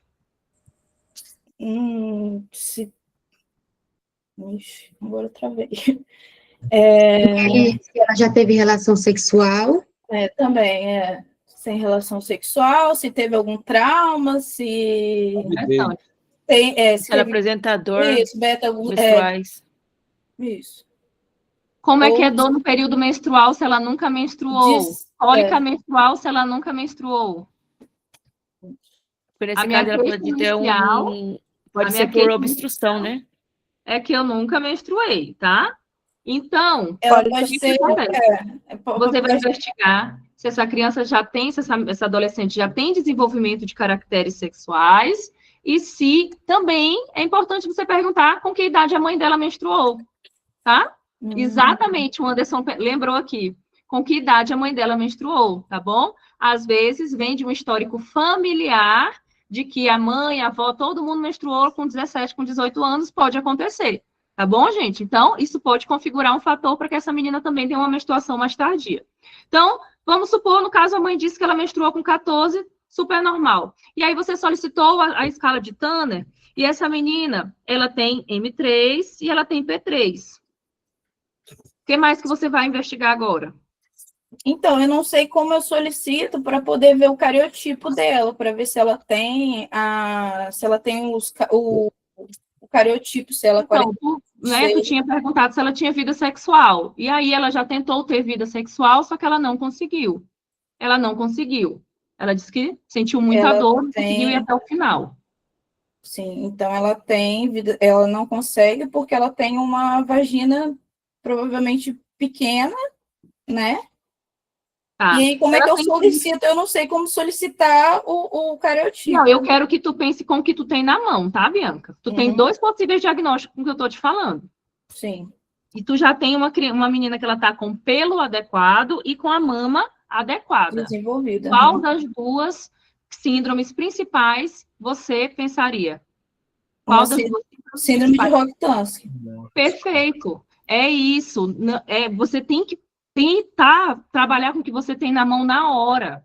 Não dá para ficar esperando o próximo exame. É como eu falei na aula passada, gente, não vai vir uma resposta do céu. A grande maioria dos diagnósticos, eles têm que ser clínicos. O mapa mental tem que se desenvolver na cabeça de vocês. Então, menina, amenorreia primária, que tem caracteres sexuais, você vai verificar, né? Pilificação é uma grande diferença. Né? Pilificação, mamas adequadas. Tem a mama, mas é pequena e não tem pilificação adequada. Em que você pensa? Pilificação rara. De Morris. Pilificação adequada e mama adequada, meninazinha completa. Você poderia pedir uma inspeção genital assim?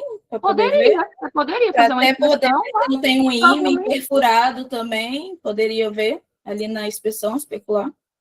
Sim, poderia. Poderia, tá? Sem problema, tá? Só que aí é interessante vocês lembrarem das principais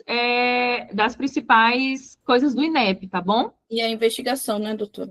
Exatamente. A pergunta e tal. Ok, obrigada. Exatamente. Ela não tem dores, ela nunca teve cólicas, não tem cólicas cíclicas, né? Não tem os efeitos, né, da TPM, ela realmente... Não, eu não estou mandando você dizer na sua estação. Eu quero que você raciocine, tá?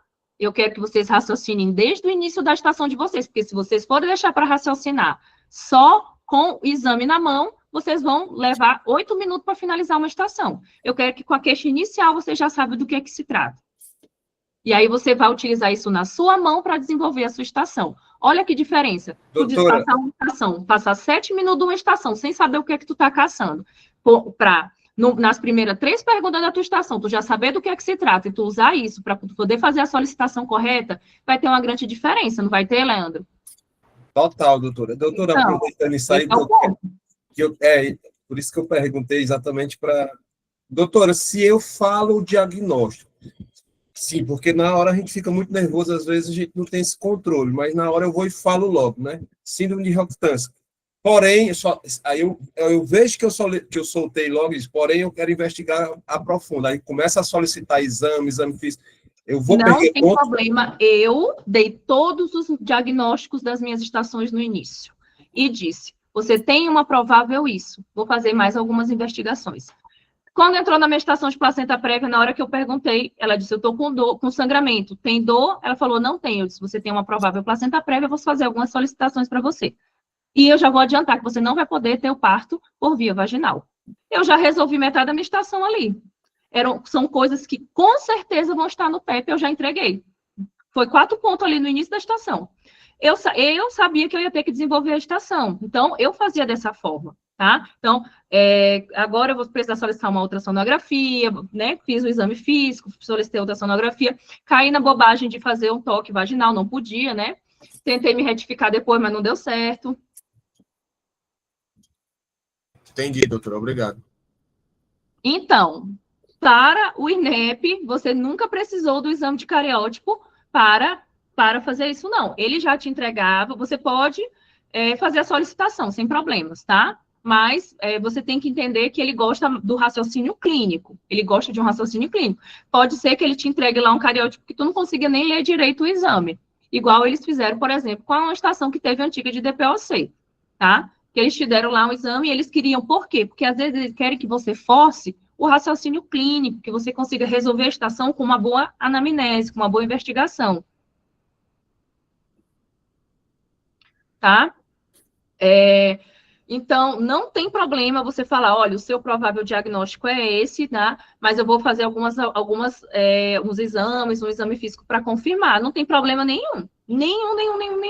Não tem nada que impeça você de fazer isso. Se você quiser segurar para dar no final, tudo bem. Se você já souber no início, você fala. Então, entrei na minha estação. Na hora que eu perguntei para a paciente, ela falou, qual é a sua queixa? Dor abdominal. Eu já perguntei. Essa dor abdominal é acompanhada de corrimento? Ela, sim. Qual é o aspecto? Aí ela falou, verde, não sei o quê. Olha, você tem uma provável doença inflamatória pélvica, tá? Eu vou fazer mais alguns exames físicos para poder a gente confirmar. E foi isso. Pontuei tudinho. Não tem problema, só que você precisa verbalizar que após isso você vai seguir a sua estação e você segue a sua estação, termina a sua estação e dá as orientações e o tratamento correto. O ponto, você não tentar finalizar a estação rápido, não seguir o beabá. Não é a questão que você não pode dar o diagnóstico mais cedo. Entendeu a diferença? Mas você pode utilizar o diagnóstico que você já tem na mão para conduzir a sua estação de uma forma mais correta, de uma forma mais tranquila. Não ficar atirando para todo lado.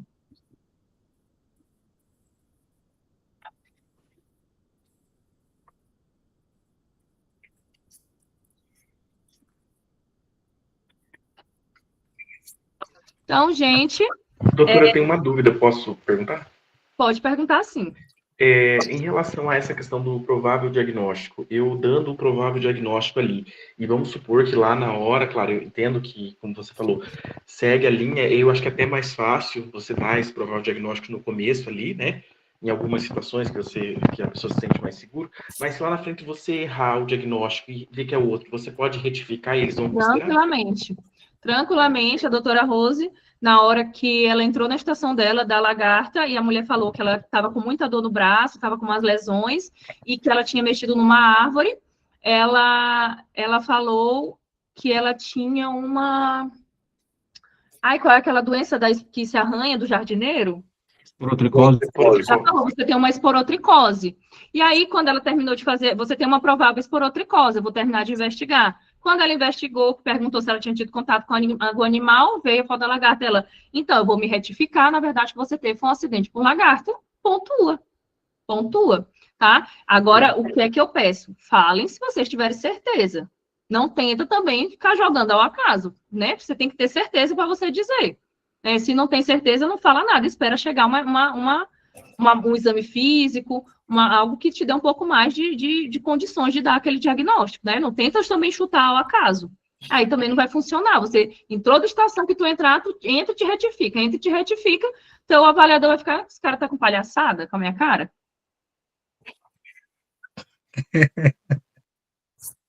Aí ficar chutando o diagnóstico da estação inteira aí? Bem isso, né? Ah, gente, o gráfico de hipertensão da criança, eu vou dar uma pincelada aqui para vocês, tá? Deixa eu pegar um dele aqui, antes da gente finalizar. Alguém tem o gráfico da hipertensão na criança para me mandar?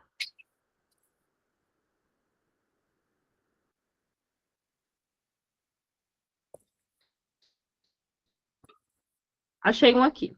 Vou abrir aqui.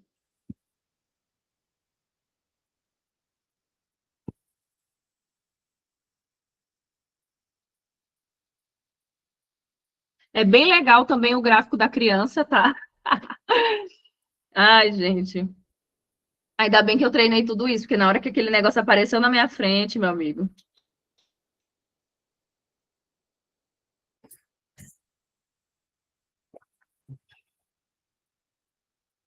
Então, o que que acontece? O gráfico, esse aqui não é o gráfico da... Não, esse não é o gráfico do... Esse é o gráfico da idade? Não, não é esse não. Peraí, rapidinho.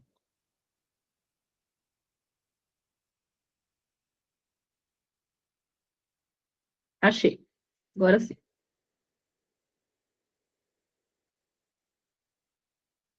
Nossa, tá tendo jogo hoje, gente. Tá uma gritaria aqui no meu bairro, no meu prédio.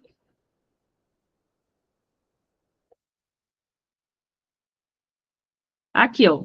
Como é que funciona, gente, o gráfico da hipertensão na criança?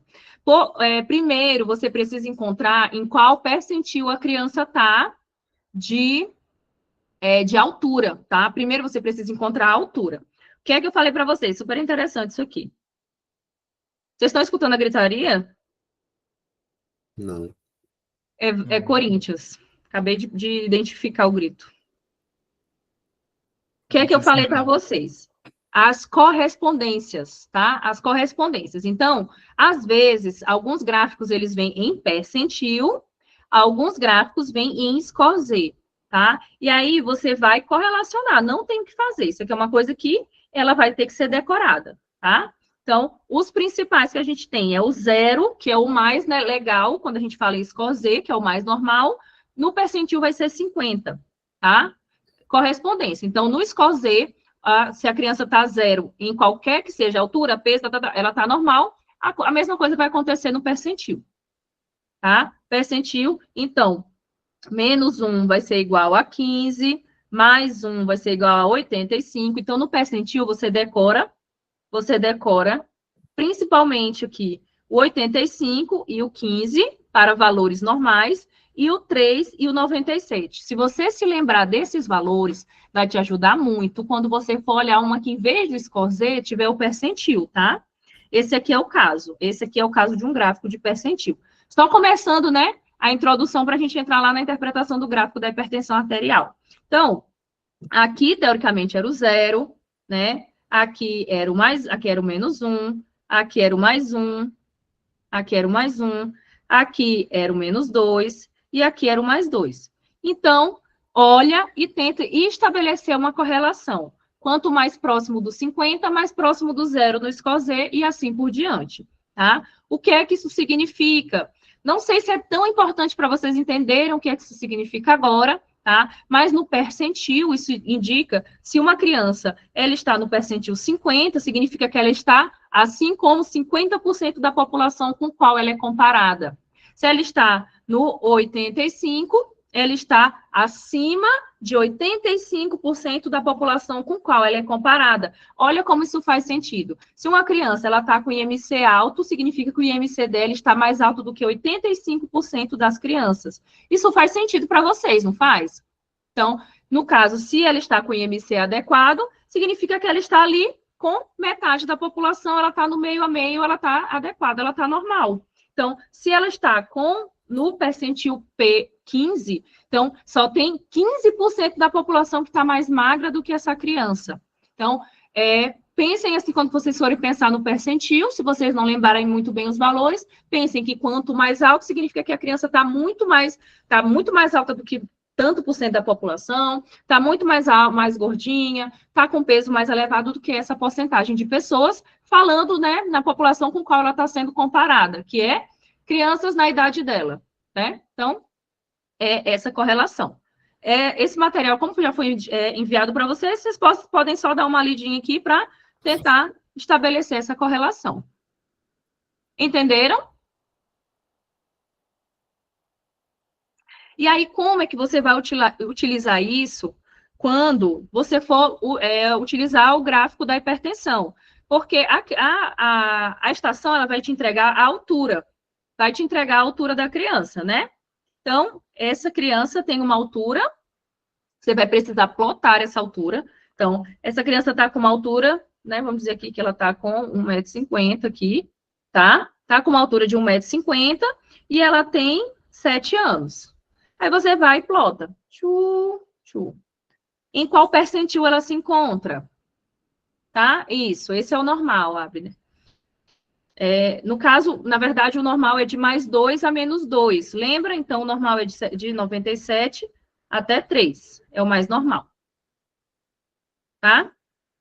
Eu quero uma criança absolutamente normal, que fica mais fácil de plotar. Então, a criança tem 7 anos e ela tá com essa altura aqui, né? 1,50 m, vamos supor, tá? Tá aqui no percentil 50. Se você tivesse achado ela em score Z e tivesse dado no score Z 0, você que ia ter que jogar, tá? Você que ia ter que jogar para o percentil correto. Então, se tivesse no 0, você joga para o 50. Se tiver no mais 1, você joga para o 85, né? Se ela tiver no mais 1, você joga para o 85. Se ela tiver no mais 2, você joga para o 97, tá? E aqui você encontra o percentil da altura dessa criança. Agora a gente vai conseguir utilizar o da hipertensão.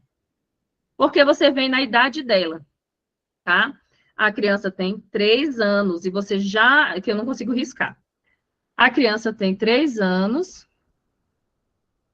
3 anos... E você já encontrou qual é a altura dela, qual é o percentil. E a gente viu que o percentil dela estava lá onde? Em 50. 50 com a altura, com a idade 3. Agora você vai ver em onde é que ficou a pressão arterial dela. Olha que legal. A pressão arterial dela deu... Cadê aqui? Deu 119. Deu 119 por 74, deu a pressão dela, né? Tá nesse valor aqui. Aí você vai interpretar agora, né? Significa que ela tá nessa faixa da pressão arterial para a criança. E o que é que significa? Passou de P95, significa que a criança está com hipertensão, tá bom? P95 para frente, a criança já está com hipertensão, e aqui a gente já fala que ela tem uma hipertensão grau 1.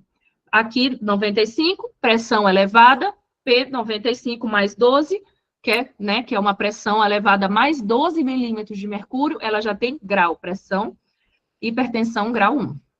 Entenderam, gente? Aqui é treino, tá? Isso aqui é treino. Então, você vai, plota a idade e joga a idade para cá. Vocês estão achando que só plotar o IMC é difícil? A gente teve que fazer isso aqui, se vira nos 30 e aferir a pressão da criança. E conseguimos, estamos aqui hoje vivo. Estamos trabalhando como com CRM na mão. Então, é possível, tá? É possível. Amém, irmãos?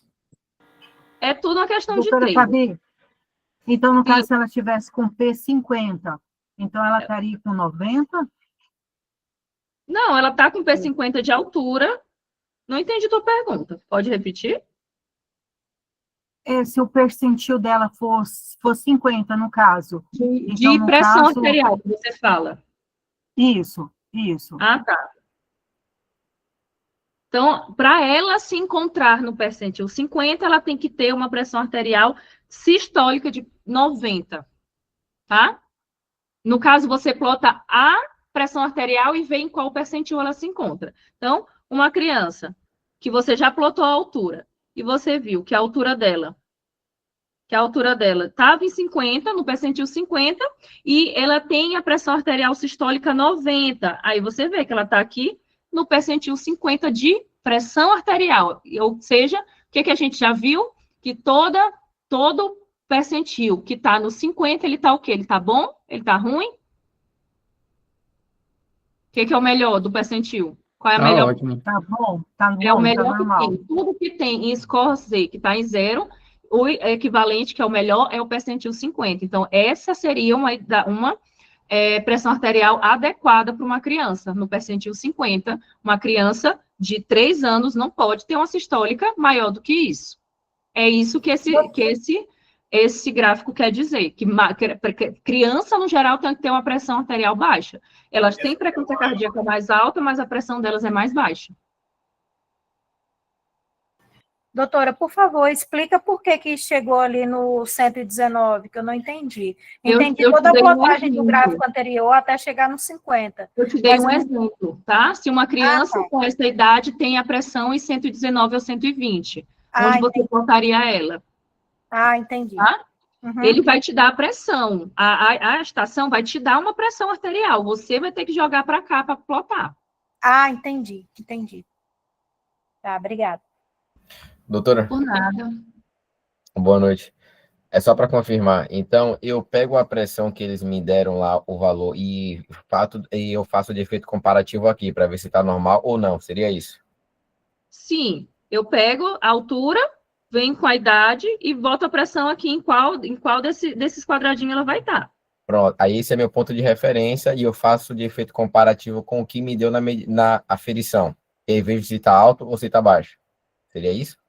Ó, na aferição, ele vai te dar a pressão arterial da criança, tá? É o que a pressão vai te dar. E tu pega essa pressão que foi te dada na aferição, aí tu joga para cá. Entendeu? Sim. Aí tu vê em qual percentil ela se encontra. Tá ok. Aí eles te deram que a pressão da criança está em 102 por 59 e ela tem 3 anos, tu vê que ela vai estar no percentil 90. É mais ou menos isso. Gente, passou de P90, tá tudo alto. Pensa assim, ela tá com a pressão mais alta do que 90% das crianças da idade dela. Essa pressão tá alta, tá? Okay. Aí é uma criança de 4 anos que a sistólica dela tá 108, né? E a diastólica tá 66, ela tá no percentil 95, entendeu? Ô, doutora, então se tá no P90 ou no P95, eu já considero pré-hipertensa, então. Sim, você já começa a pensar que adequado essa pressão somente P50. Só não dá para você fechar ainda um diagnóstico, tá? Tá. Não dá para você fechar um diagnóstico. Você precisa ter pelo menos 3 medidas com ela em P95 ou P95 mais 12 para você dizer que essa criança está com hipertensão arterial. Mas em P90 ou P95 eu posso dizer que é pré-hipertensa. Olha, se tu tirou 3 medidas, ela no P90, tu pode dizer que ela é pré-hipertensa, tá? Sem problema. Só que tem que ter uma questão. Com crianças, a pressão arterial, ela não funciona igual com adulto, tá? Se você encontrou essa pressão, não dá para você dizer assim um diagnóstico. Uma criança está com pré-hipertensão. Você vai dizer para a mãe, olha, as taxas de pressão dela estão um pouco elevadas. O ideal é que esteja aqui dentro dessas aqui do P50, né? Aí você fala, o ideal é que esteja um pouco mais baixa. Vou recomendar que ela faça exercício físico, né? Evite fritura, daquele jeitinho que a gente conversou, a mesma coisa da obesidade. Tá? Para a criança, não tem aquela abordagem assim tão grave quanto a do adulto. É mais uma intervenção ali, né, comportamental, e aí, se não funciona, você dá o diagnóstico, se não funciona, você entra com medicação.